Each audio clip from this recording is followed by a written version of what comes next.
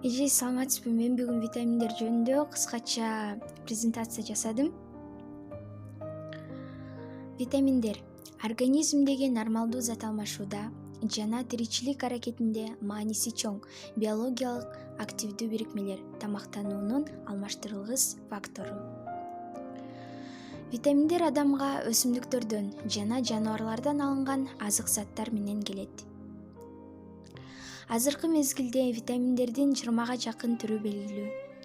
Эгерде организмге көпкө чейин витамин жетишпесе, авитаминоз оорусуна чалдыгат. Мисалы, С витамини жетишсиз болсо, анда адам цинк оорусуна чалдыгат.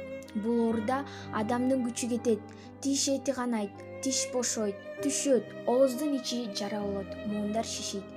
Чоң адам суткасына тамак аш менен 50-70 мг С витаминин алып турушу керек. С витамини карагатта, ит мурунда, калемпирде, капустада, помидордо, лимондо, апельсинде, пиязда, чеснокто жана көптөгөн мөмөлөрдө жана жашылчаларда болот. Анда эмесе А витамини боюнча кичине маалымат берип кетсем.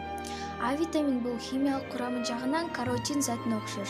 Каротиндин А витаминге айлануусу ичегинин керегелеринде жана боордо өтөт.